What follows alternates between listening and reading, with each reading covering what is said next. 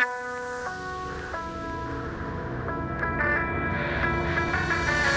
and blue, I crawl along the wreckage of what now is gone. Back to you to fight another day. I'll go on and on and on and on.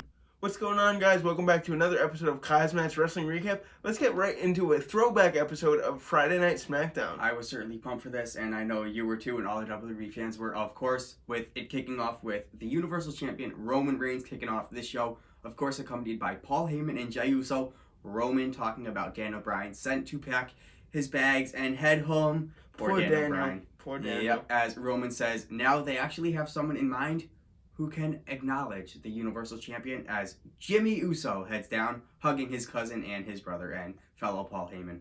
Dude, I was so excited to see Jimmy back, and cannot wait to see what he does on Friday Night SmackDown. Cesaro then interrupts, saying that he's the one to take Daniel Bryan's spot for that Universal Championship. All of a sudden, Seth Rollins attacks. Yep, right behind him, Teddy Long then comes out saying if Cesaro beats Seth Rollins tonight, he will face Roman Reigns for the title at Backlash. So, oh boy. Yeah, I mean, Teddy Long wanted The Undertaker to come up, but oh well. Not there.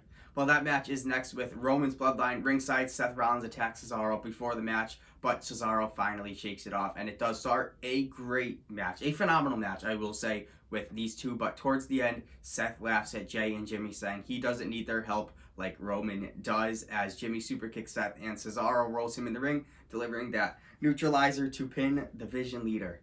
Yeah, Cesaro looking strong here. I am excited to see this. I thought he should have been in the main card a while ago, and he's really making that opportunity come to life. After this match, the cameras point to Roman in the back, who is very displeased with what just happened on in this match. Yeah, I mean, I can agree. I'm displeased. Oh, yeah. I mean, his brothers his cousins kind of led the way for Cesaro to face him, but it is what it is. And then Seth confronts Roman in the back, telling him to take care of his family before he does that, as we cut to Teddy Long then teasing an Undertaker match again before announcing a big 10-man tag team match later on tonight. We then see Jimmy Uso meet up with the head of the table, Roman Reigns, in the back. Yep, saying he won't be talked to like Jey, and he is no one's bitch. Yeah, good for you. Jimmy standing strong by himself. Well, then Ruby Riott takes on Carmella next, with Liv Morgan actually trying to help with her friend's win. Carmella submits Ruby with that quote of silence. Good to see Carmella get a win. Yeah, I mean, I cannot wait to see what Carmella does. She's kind of been, struggling ever since she came back. Really doesn't really have a storyline, so maybe this will start one for her. We then see Bayley at next talking about the past women's champions of WWE, like Alundra Blaze, Jacqueline, and of course Molly Holly, the inductee of the 2020 Hall of Fame. Yeah. Bayley then telling us about her becoming a third-time women's champion come next Sunday at WrestleMania Backlash, as then the real champion heads down, Bianca Belair, denying that and then trying to actually block a hit from Bayley, but Bayley uses the champ's hair to kind of drag her down to end this segment. So I think she needs to cut that hair, Kyle. Oh yeah, me too.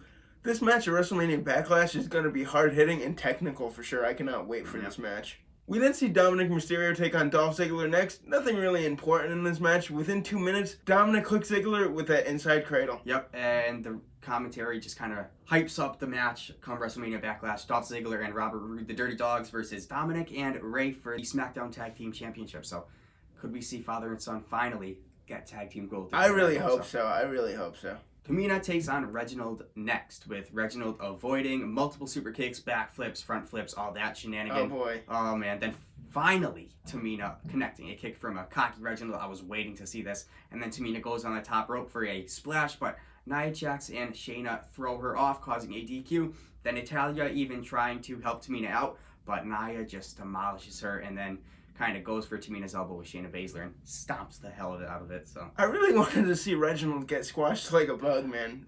Unfortunate. Not really, though. Oh, boy. Next, we finally have that 10-man tag team match that Teddy Long set up earlier. Yep, with both teams in the back hyping up their match next. Finally, it happens after a quick commercial break. We have Big E, KO, Shinsuke Nakamura, and the Street Profits take on the Intercontinental Champion, Apollo Crews, who is alongside with Aziz, who is not in this match, who is ringside, of course, with Sami Zayn, then Chad Gable, and Otis and King Corbin. So what a match. This was interesting. Quick match, honestly. It was a good quick match with all men throwing themselves around the ring as King Corbin capitalizes onto Nakamura and ends the match with an end of days. Happy to see King Corbin stand tall at the end of a match. We then see Roman Reigns come out with his associate Paul Heyman and his brother-in-arms, Jey Uso. Jimmy shortly following, not sure if he should join them. Yep, to join them or to stand alone.